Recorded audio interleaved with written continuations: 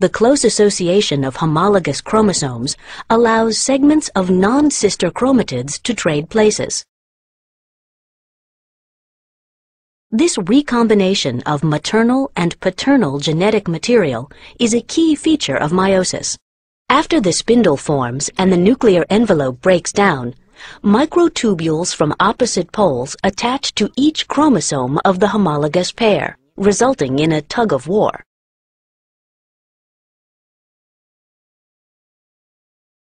Duplicated central in, we see that each sister chromatid is made up of DNA chromosome has a corresponding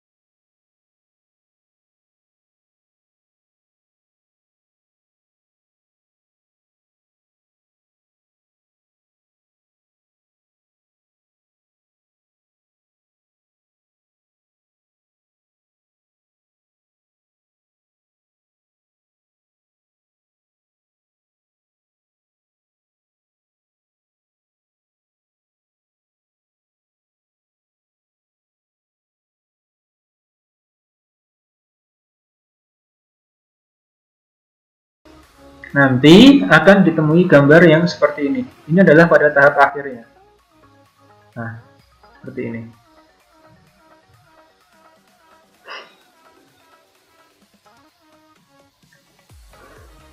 Saya gambarkan cuma ada 3 kromosom. Nah, pada tahap profase, tahap pertama, nanti akan terjadi kromatin. Nah, sebelum ini ada membran nukleus menghilang. Membran nukleus menghilang. Diikuti akan terjadi perubahan kromatin menjadi kromosom. Jadi yang awalnya bentuknya seperti ini, kemudian dia berubah menjadi bentuk yang seperti ini. Yang ketiga, coba dilihat, ada proses pengikatan benang-benang spindle di kromosom pada bagian yang namanya sentromer. Jadi terjadi pengikatan kromosom oleh benang-benang spindle. Ini tahapan yang dinamakan dengan profase. Tahap kedua, setelah mengalami tahap profase, akan dilanjutkan tahap yang namanya metafase. Pada metafase akan terlihat bentuk yang seperti ini.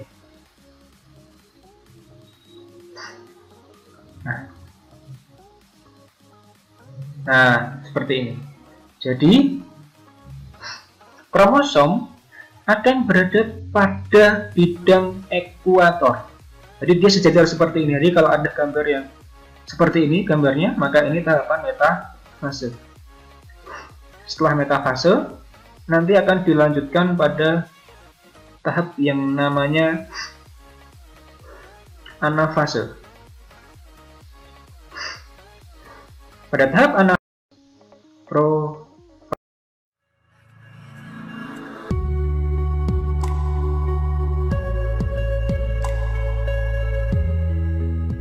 Kali ini, video biologi edukasi akan menjelaskan sedikit mengenai pembelahan mitosis pada sel.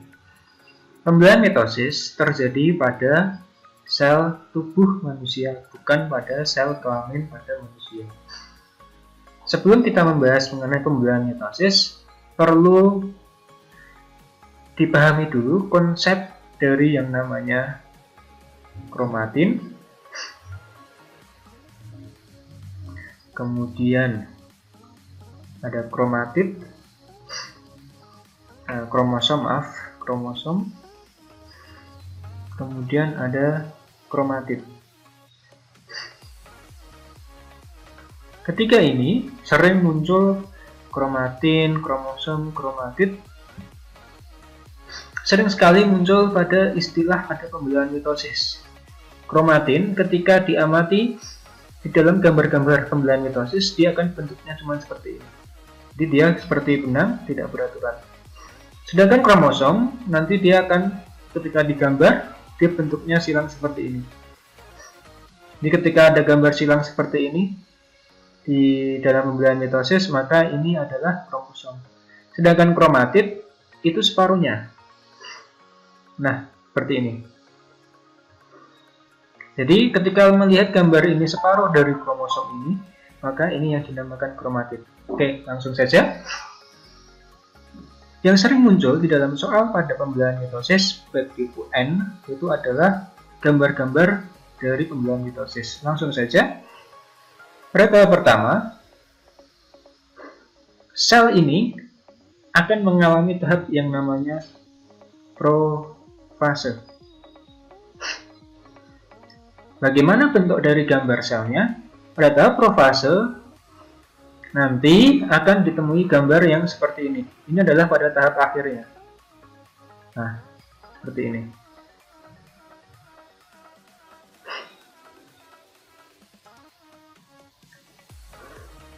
Saya gambarkan cuma ada 3 kromosom.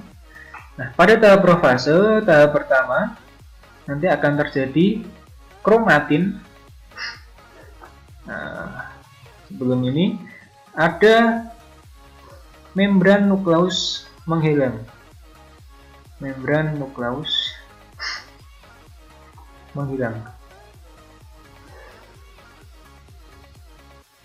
Diikuti akan terjadi perubahan kromatin menjadi kromosom.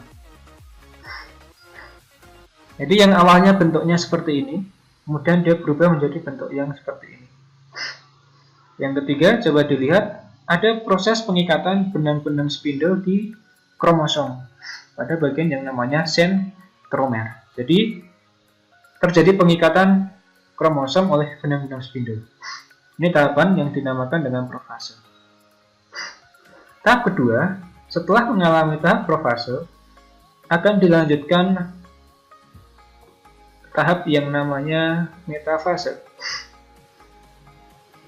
Pada metafase akan terlihat bentuk yang seperti ini.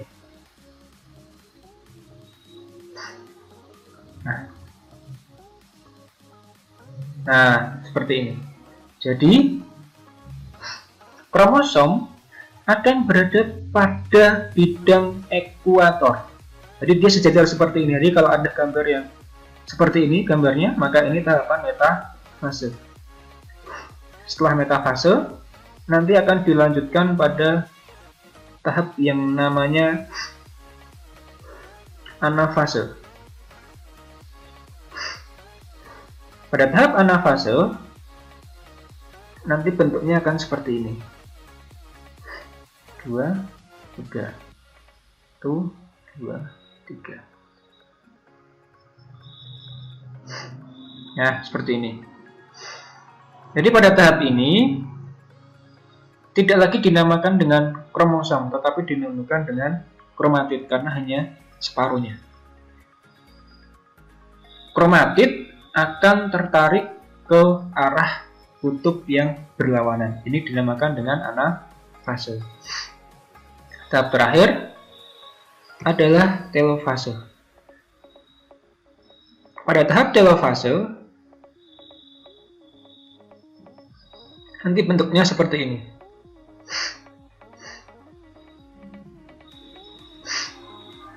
Ini namanya adalah telofase atau tahap terakhir. Pada tahap telofase, coba dilihat, sudah terbentuk kembali yang namanya, kira-kira apa ini? Membran nukleus.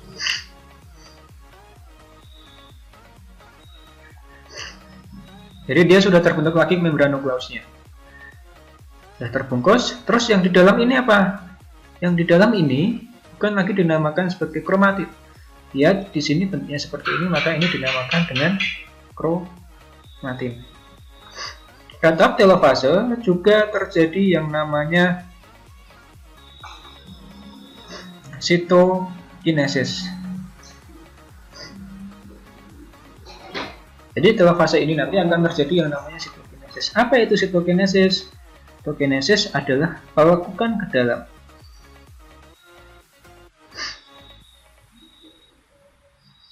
Pada membran sel. Yang mana sitokinesis itu? Ini, di bagian ini. Jadi ini dinamakan dengan proses sitokinesis. Nah, nanti ketika sudah sempurna, maka dua sel ini dia akan membelah. Jadi dua, seperti ini. Nah, ini juga sama. Nanti yang bawah dia akan terjadi pembelahan. Jadi ini adalah tahapan dari mitosis. Mudah bukan? Yang perlu dipahami di sini adalah yang pertama gambarnya seperti apa. Kemudian pada metafase di sini tadi kromosom berada pada bidang ekuator. Anafase, kromatid menuju kutub yang berlawanan dan seterusnya. Semoga membantu untuk penjelasan mengenai pembelahan mitosis kali ini.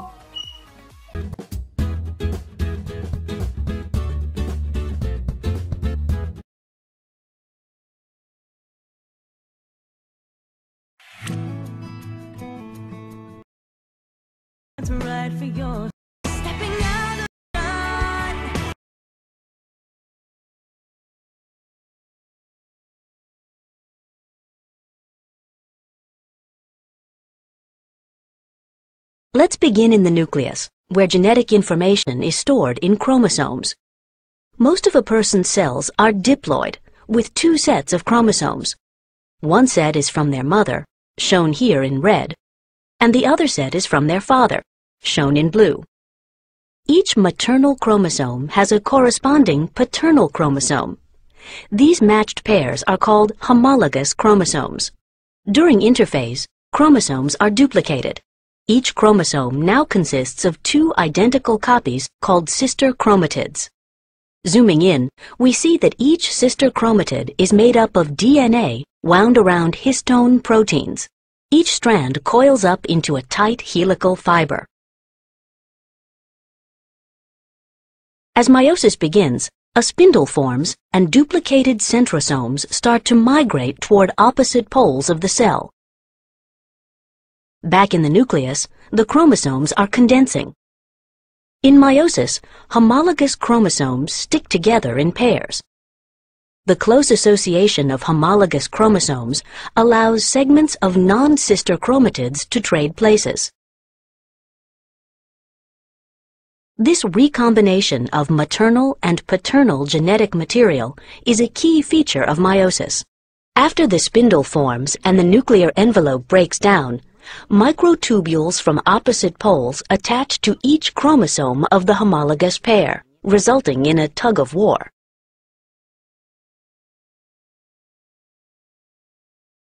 At metaphase 1, the chromosome pairs are positioned in the middle of the cell.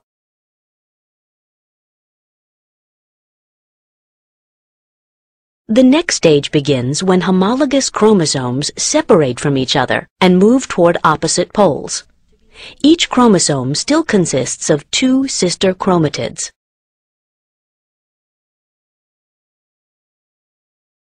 This cell began meiosis with 46 chromosomes, but each daughter cell now has only 23 chromosomes. But each daughter cell now has only 23 chromosomes.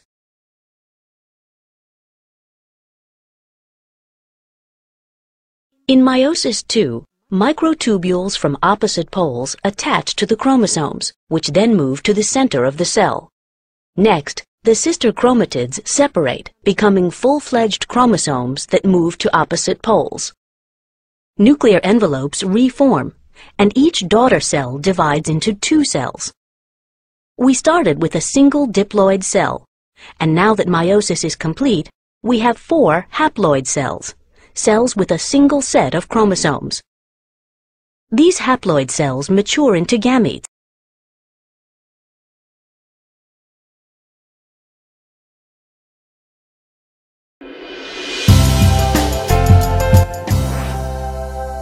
Menghasilkan 4 sel anak.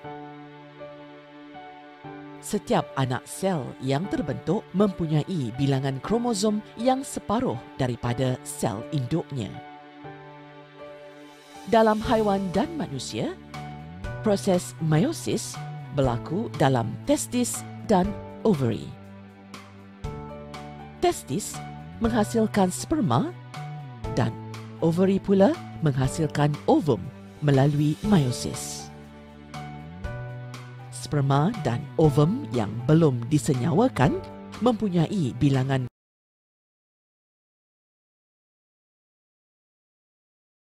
Let's begin in the nucleus, where genetic information is stored in chromosomes. Most of a person's cells are diploid, with 2 sets of chromosomes. One set is from their mother, shown here in red, and the other set is from their father, shown in blue. Each maternal chromosome has a corresponding paternal chromosome.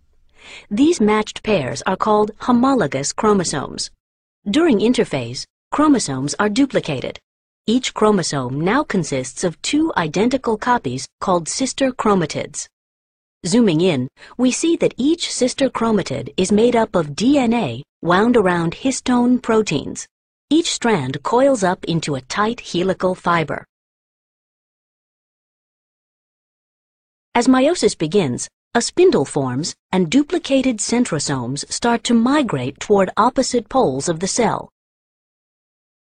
Back in the nucleus, the chromosomes are condensing. In meiosis, homologous chromosomes stick together in pairs. The close association of homologous chromosomes allows segments of non-sister chromatids to trade places. This recombination of maternal and paternal genetic material is a key feature of meiosis. After the spindle forms and the nuclear envelope breaks down, microtubules from opposite poles attach to each chromosome of the homologous pair, resulting in a tug-of-war.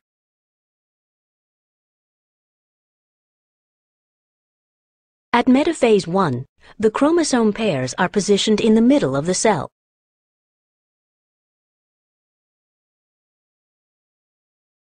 The next stage begins when homologous chromosomes separate from each other and move toward opposite poles. Each chromosome still consists of 2 sister chromatids.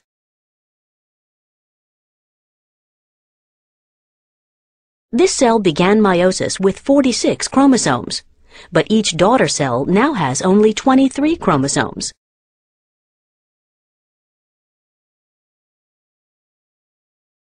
In meiosis II, microtubules from opposite poles attach to the chromosomes, which then move to the center of the cell. Next, the sister chromatids separate, becoming full-fledged chromosomes that move to opposite poles. Nuclear envelopes reform, and each daughter cell divides into 2 cells. We started with a single diploid cell, and now that meiosis is complete, we have 4 haploid cells, cells with a single set of chromosomes. These haploid cells mature into gametes.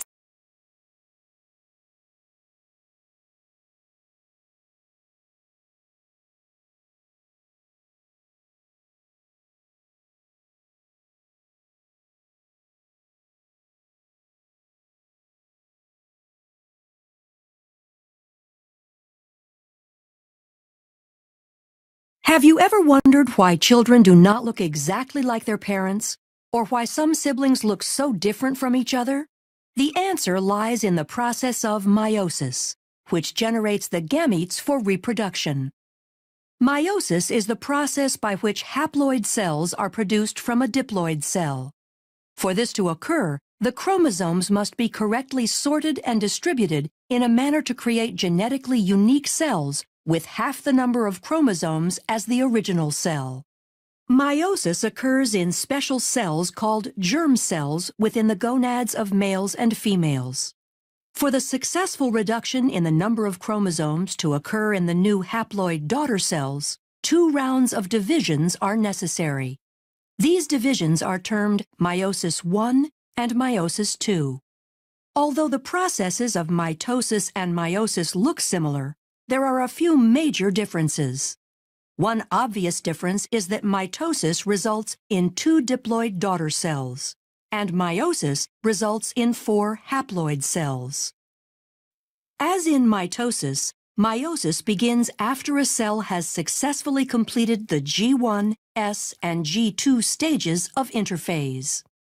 During the S phase of interphase, the DNA is replicated, producing 2 copies of each chromosome called sister chromatids.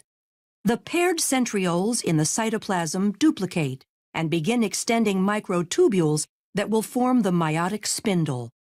Sister chromatids remain attached at the centromere and condense as the cell enters prophase I of meiosis. Up to this point, the cell looks similar to mitosis, but 2 events occur in meiosis that do not occur in mitosis and lead to genetic diversity.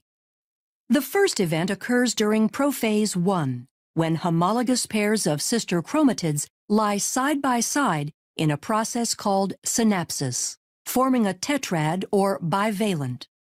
The homologous chromosomes share similar but not necessarily identical genes. Once this structure is formed, the second event, called crossing over, can occur. During crossing over, a physical exchange between chromosome segments of non-sister chromatids occurs, increasing genetic diversity. Prophase I concludes with the fragmentation of the nuclear envelope as the duplicated centriole pairs move to opposite poles of the cell. As they move, the centrioles extend spindle fibers forming the meiotic spindle.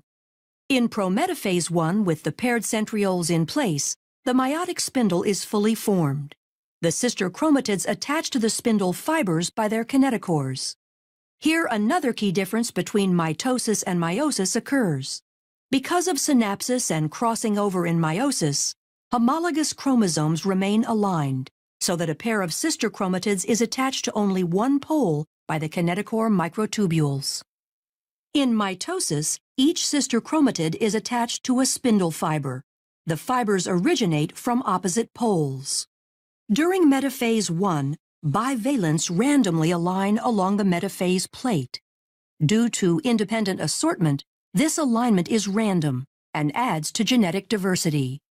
In anaphase I, the homologous chromosomes separate and move toward opposite poles.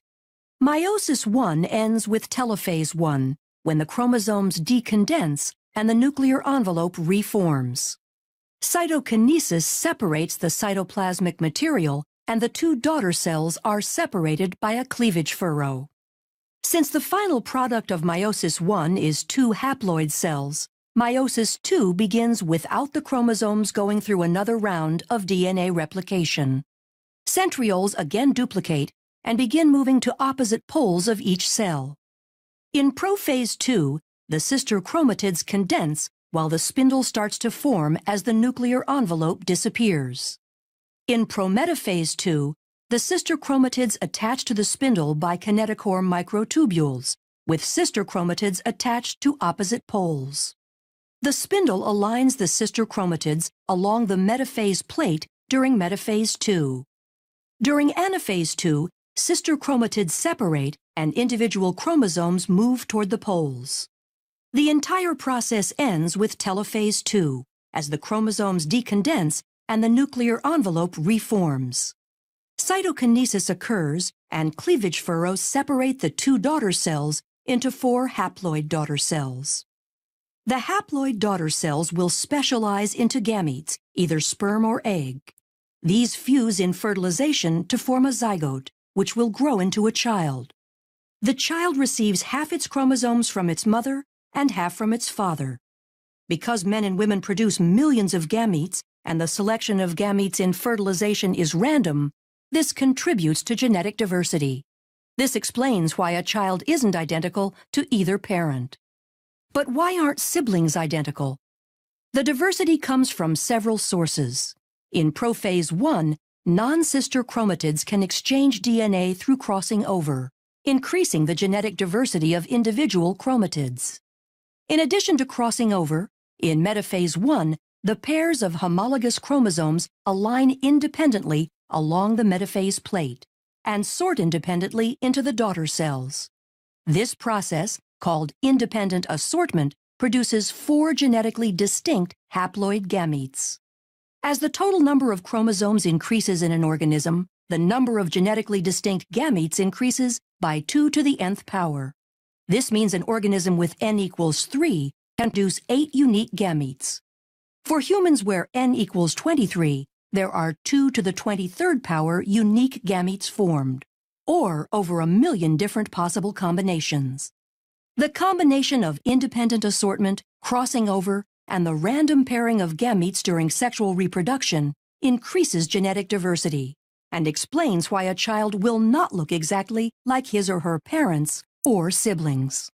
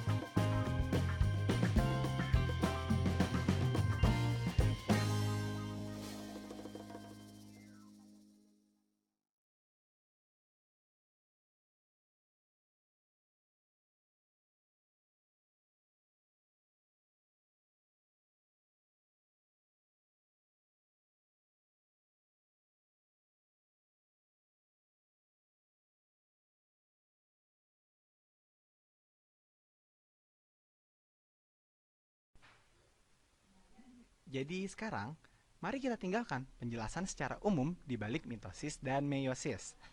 Ide yang bagus apabila dijelaskan lebih detail ya. Jadi setelah penjelasan mengenai mitosis, kali ini kita akan membahas meiosis lebih detail. Mari kita ulang kembali ya. Jadi mitosis dimulai dengan sel diploid. Oke, ini sel diploid 2N. Dan kemudian mitosis akan diakhiri dengan 2 sel diploid juga. Oke. Nah, ini 2N dan di sini juga 2N. Ya, mungkin ini terlihat hanya seperti menduplikasi dirinya sendiri ya, dan secara bentuk mitosis merupakan proses dari duplikasi nukleus namun akan diakhiri dengan 2 sel. Ya, terjadi pada sitokinesis.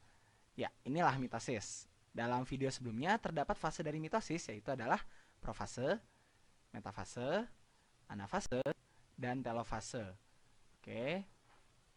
Nah, kemudian mitosis itu muncul pada seluruh sel somatik seperti pada sel kulit yang bereplikasi, ada juga sel rambut, dan seluruh jaringan di tubuh kita. Semuanya berduplikasi dengan mitosis. Nah, kemudian untuk meiosis hanya terjadi pada sel germal atau sel kelamin. Dan meiosis ini berfungsi untuk menghasilkan sel gamet untuk memfasilitasi reproduksi seksual. Jadi jika dimulai dengan sel diploid, oke, ini saya gambar dulu sel diploidnya. Oke, 2N. Ini merupakan sel germal ya, berbeda dengan sel lain di tubuh.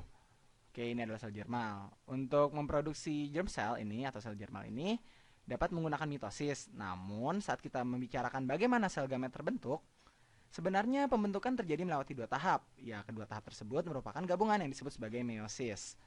Oke, pertama dapat disebut sebagai meiosis ya. Meiosis pertama itu disebut dengan M1 atau meiosis 1. Ya, kita sebut saja sebagai M1 ya.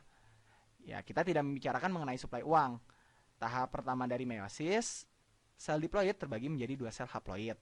Jadi, jika dimulai dari sel dengan 43 kromosom, maka akan berakhir dengan 23 kromosom pada masing-masing sel. Atau dapat kita lihat ya, jika terdapat 23 pasang kromosom, maka setiap pasangannya akan terpisah pada tahap ini. Ya, intinya